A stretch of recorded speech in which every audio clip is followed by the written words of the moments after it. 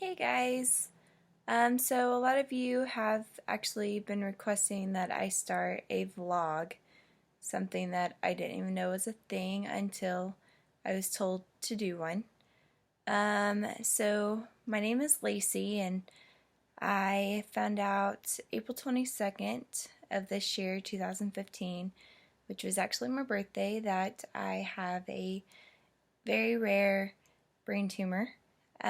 It is located dead center of the brain. It's the deepest part of the brain, and not very many surgeons can actually reach that area. I started, I guess, noticing symptoms about 2 years ago. Started seeing the doctor for chronic body pain, um, vision problems. I had LASIK, and it was not anything like the vision problems prior to LASIK. It was completely different. I had brain fog and I still do, brain fog and memory loss. The doctor told me that I needed to go and have physical therapy, so I did months of physical therapy. Then we tried chiropractic work.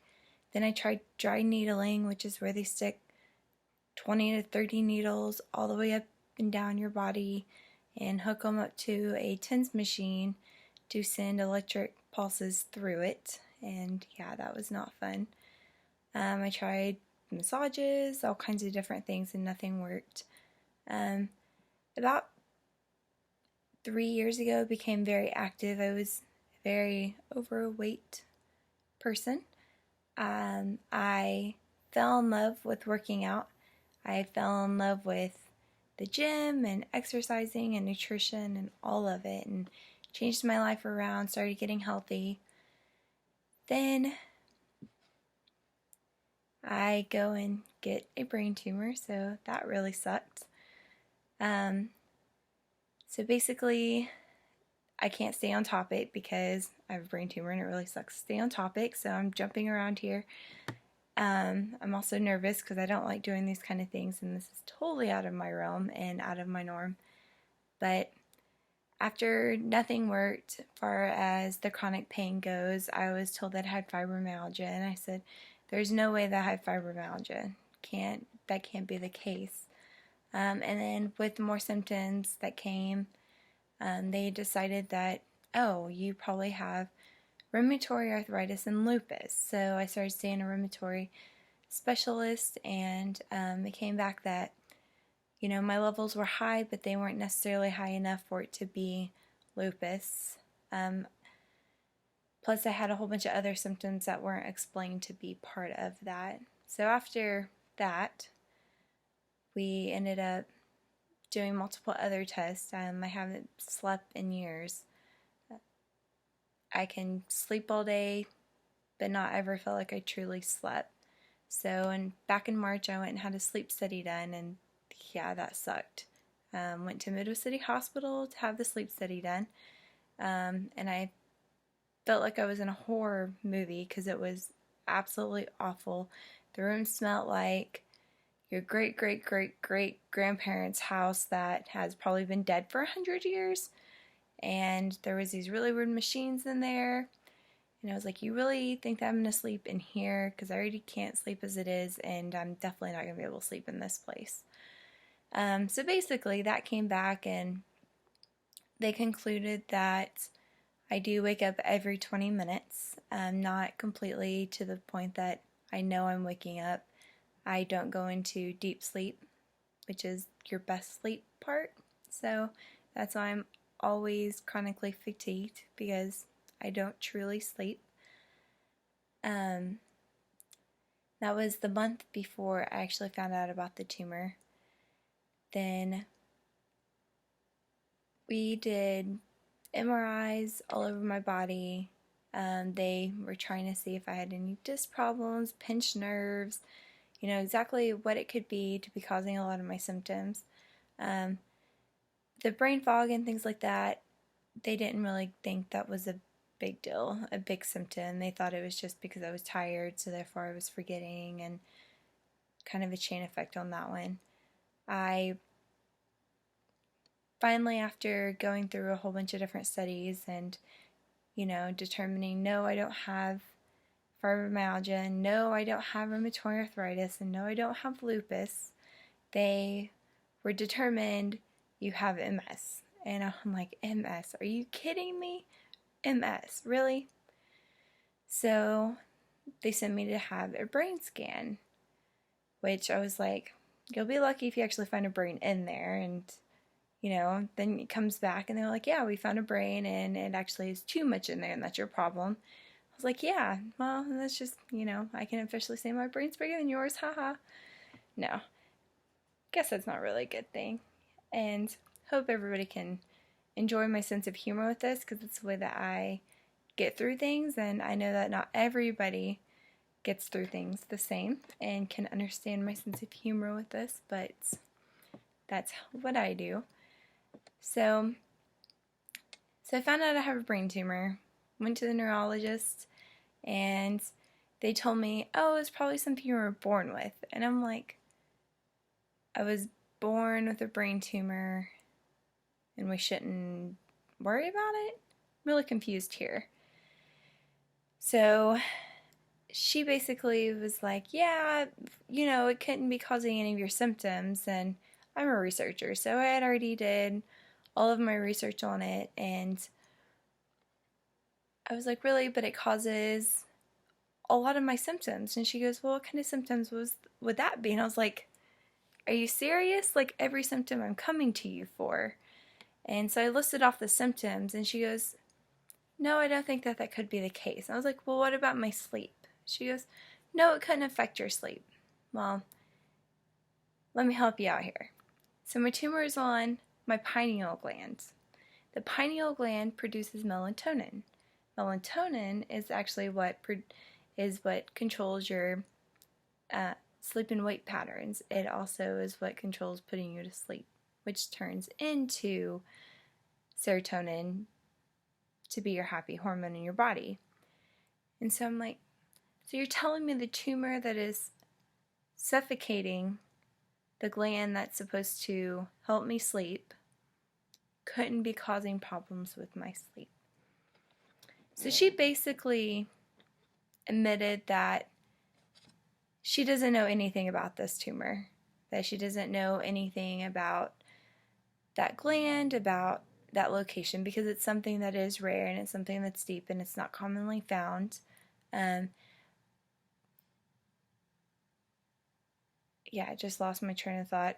I was going somewhere with that and it's gone. That happens quite often, unfortunately. At least now I can say it's not just because of the blonde hair. There's a reason. There's a tumor. Not just so that was a good thing. Let's see. So where was I? Think. So she told me, well, we'll send you to another specialist. And I was like, okay.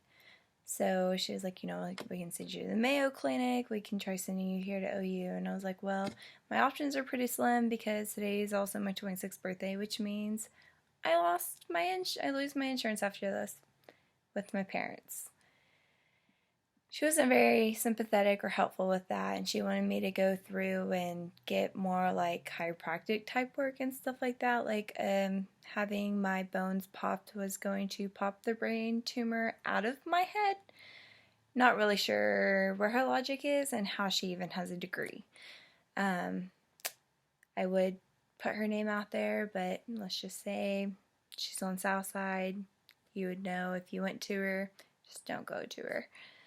So I actually ended up going to see a different specialist in OU, and he was very nice and very helpful, and he actually spent a lot of time with me, going over many different things and talking with me. And we had decided that because I didn't have the insurance, I was only 3 months since my first MRI, that we'll wait until the 6-month mark, get me into a residency program that will actually help me with the cost. I was told that if it gets bad, then, I need to go to the ER. If my symptoms get unbearable or just give him a call. Well, just so be it, that next week I was at the Women's of Faith convention, and which was an amazing convention. It was their last one, and so I'm so thankful that I got to go.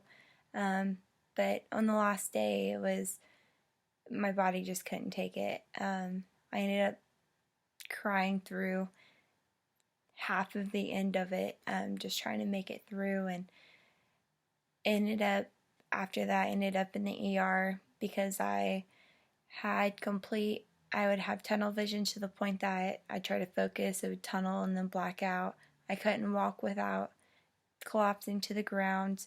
The head pressure, like I felt like I just needed to take a drill and drill a hole to relieve the pressure, because it feels like a balloon's inside my head and trying to bust out. And then I had pinpoint headaches on top of the head pressure, which is two completely different things, which a lot of people don't understand. It is totally different. But my headaches was pounding with my heart, which is a lot. The ears ringing. I also had complete numbness from on my entire left face all the way down to my hands, like stroke-like symptoms. So went into the ER and they drugged me up on every pain medication they possibly can, and I was really, really high, but yet the head pressure was not gone. The vision still was really bad. Everything was blurry. It was really hard to see. So finally they were like, well, we can do a spinal tap. And I was like, no, you're not doing a spinal tap, because I've heard how bad those hurt. And so they kept pumping me with fluids, wanted to wait a little bit longer. After hours of waiting, he was like, okay, well, we have two options here. We can either do a spinal tap, which, yes, it could actually make you worse, but it could make you better. He wasn't very helpful with that. I was like, any worse, my brains are going to explode all over these walls. And then he said, or you're going to be admitted. And I'm like, well, no insurance, admitted to the hospital, can't afford those hospital bills. Definitely not going to happen. Let's go ahead and do the spinal tap because I can't handle this. Well, the numbness, I actually have numbness from my mid-back down through my hips. And so much so, the doctor didn't believe me, the ER doctor didn't believe me until he went to do the spinal tap and the lumbar puncture. And he goes, okay, we're going to numb you up, put some lidocaine in. He went to do the first one. I couldn't feel a thing. And then I was like, quit telling me when you're going to do them, because then I'm going to think I'm hurting and I really don't know what's happening. So he's like, okay, I won't say anything anymore. So he did the second one, and he was like, you didn't feel that? And I said, nope. And he goes, okay, well, I don't think we need to do any more then. I think that you're pretty numb back here. And so I sat there and I waited, and then finally I was like, okay, are you going to do the lumbar puncture? And he goes, yeah, we're already halfway through. And so with that, he definitely did realize, oh, wow, like she's not kidding. She really is completely numb, because I couldn't feel a thing, which they kept calling me a trooper. And I'm like, I don't think that I'm a tough cookie or a trooper if I just couldn't feel it. But sure, we'll go with I was just really strong. So, but with that, they actually took out half of my central spinal fluid. The central spinal fluid is in your spine and in your brain. It is what protects all of your disc, all your important organs, all your glands, and all your vital things, your bones and all that good stuff that's in there to control your entire body. Mine was swelling. So when you see babies with the really, really big heads that have brain tumors, it's because of brain swelling. Unfortunately, they just can't tell you what's going on, so it's hard to detect theirs. Also, their skulls are soft, so theirs will expand greater than adults usually will. So that was my case, was that I had too much spinal fluid. The spinal fluid was causing pressure up on everything in my body. So it was attacking my nerves. I had the paralysis on my right side because it was on my left side because it was pushing up against all of my nerves. Anytime my pressure is high, I have that happen. Here lately, it's been on my right side, and so I actually have that now. You can kind of see that my eye is droopy and it's not open as much as this one is. After a while, that nerve damage will just be complete nerve damage and it won't bounce back, and I'll have a nice droopy face for the rest of my life if I don't have surgery soon, and my smile will be half smile, which sucks because I don't like to half smile. I like to fully smile. I'm told it's one of my features is my smile in my eyes, and so the fact that I'm being attacked in both of those areas on my face is not fun for me.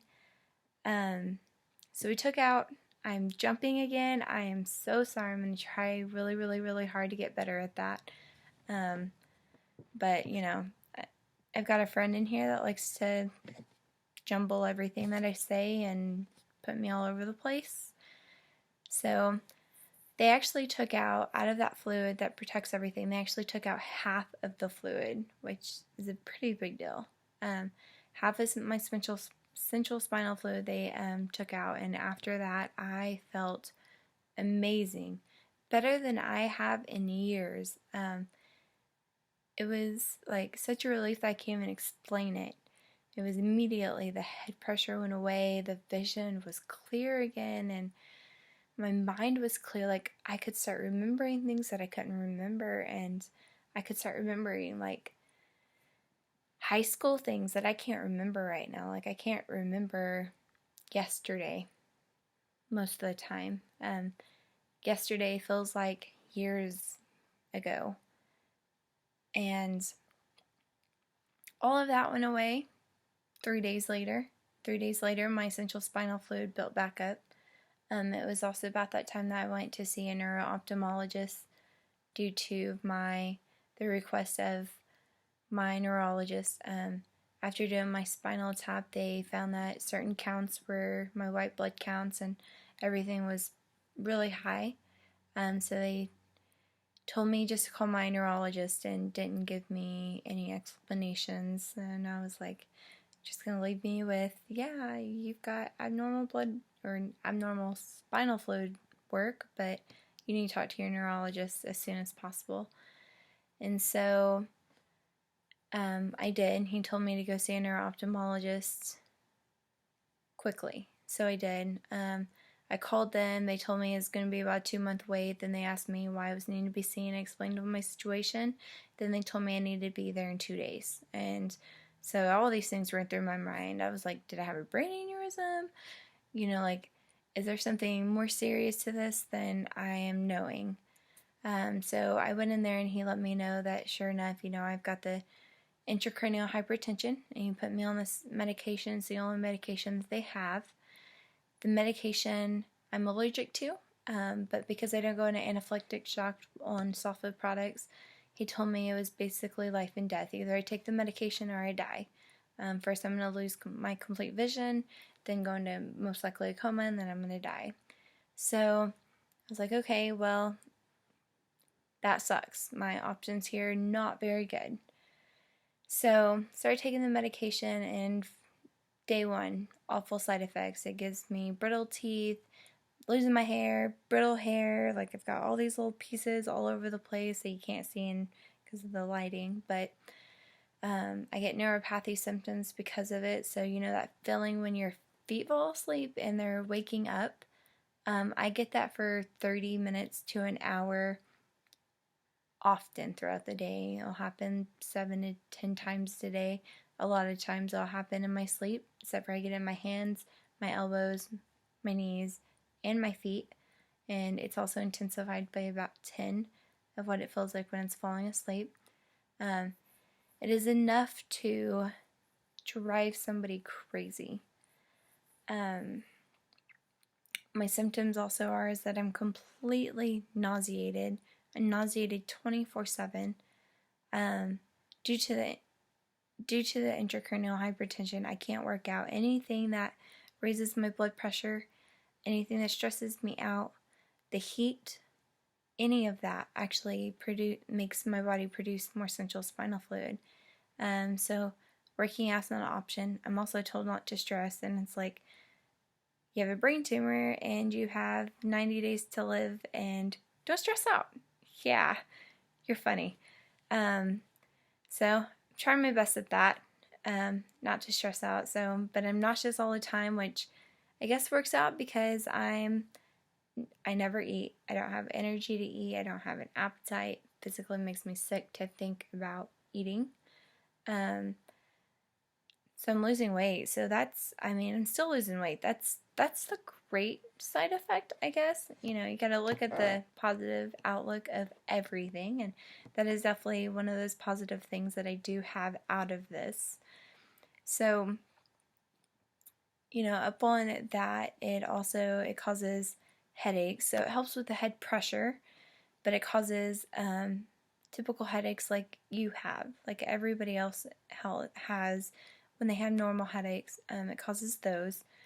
So it's like really helps with one but not the other, and causes another, and so it's just giving me a whole lot of problems, a whole lot of symptoms. It puts me into it's attacking my insides. It's just so many different problems with this medication, and unfortunately the medication is not working as it should. So after this incident, I was told I need to go have my MRI done now. 6 months is probably not the best thing to do it. So I went and had my MRI done 4 months later. And it actually showed that my tumor is inflamed, causing inflammation on all the surrounding areas. Well, being dead center of the brain, which means dead center of every single part of your brain. So the ventricles, the hypothalamus, your optic nerves, everything is right there. So it controls everything. My coordination of my movement and my thought and my eye movements and my vision and my hormones and everything is right there. And so it's all surrounded by my tumor, and my tumor is inflaming it all. So with the inflammation, it is actually causing compression down onto my brainstem. Compression too hard is an actual automatic death. The tumor is also blocking my central spinal fluid, which is why I keep having the really high pressure days. The worry is that it's going to get too high, and then that's going to end up landing me into the hospital. Unfortunately, that we don't have any surgeons in Oklahoma that can successfully perform the surgery. The surgery is only specialized by 3 surgeons in the U.S., 5 in the world. It is the deepest part of the brain, and it is literally surrounded by everything. One wrong slip, and it will hit the vein of Galen, which is one of the major blood vessels in the brain, and I will hemorrhage and die.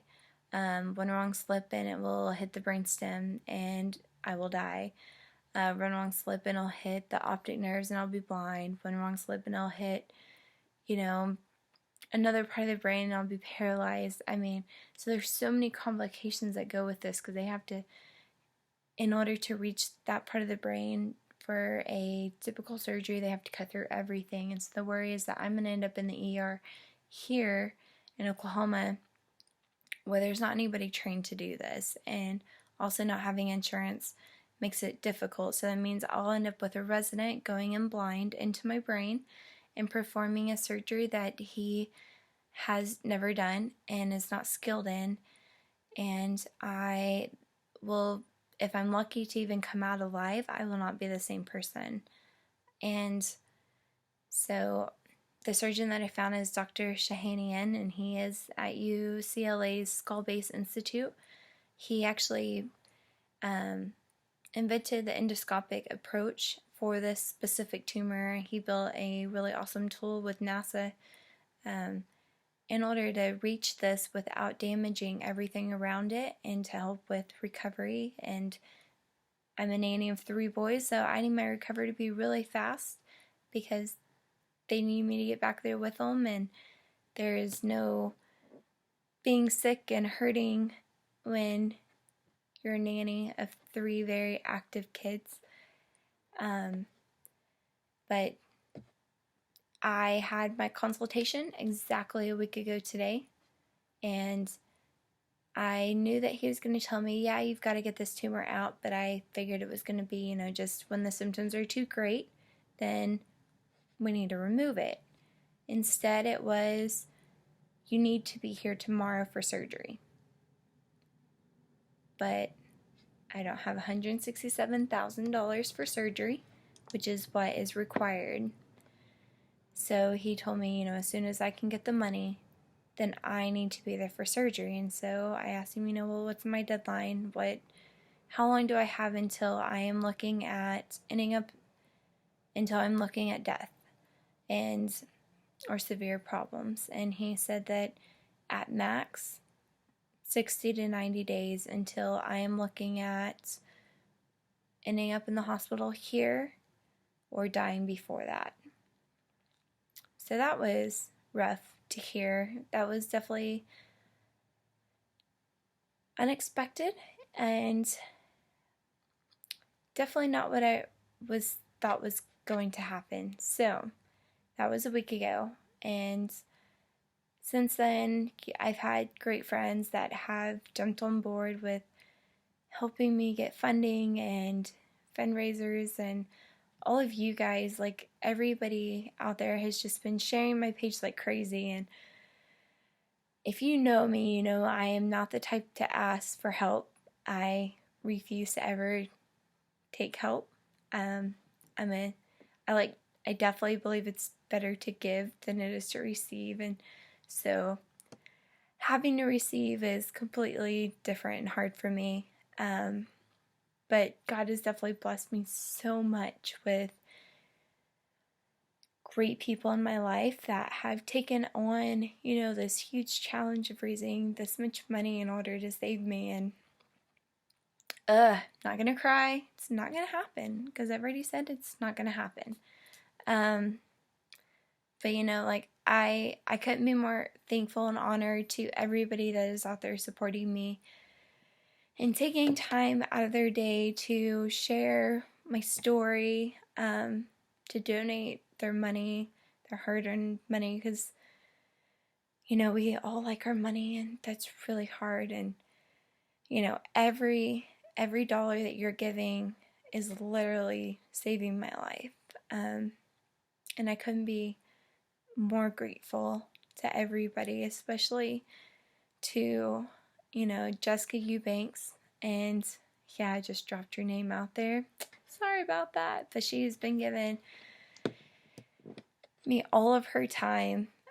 She has been working night and day since the day that we found out. She sat here with me during my consultation, and so she knew what the doctor said, and she's just been all in 100%, and even though she has a family and she has kids and a husband, she has been just all in, and the family's, her husband's been supportive with her throughout this, and I'm just entirely so grateful. Not gonna cry. So I just want you to know that I really am, even though I'm stubborn and I'm hard to work with sometimes, because I'm new with this having other people in control of my life thing, and I like to be in control of my life, and God is definitely showing me, you're not in control of your life. But I want everybody to know, I know where my heart stands and where I'm gonna be, and God's already let me know that I'm gonna be okay, and that He has shown me throughout all the support that how much people really do care. So that's what I've got to say today. I'm going to get off here before I start crying, because I've said many times now that I'm not going to cry, and I've actually got to get back to work tonight. I'm working overnight. Wish me luck. Working's getting harder and harder every day. But if I'm expecting you guys to help me save my life, then I have to continue to work to save my own. So, God bless, and thank you for watching.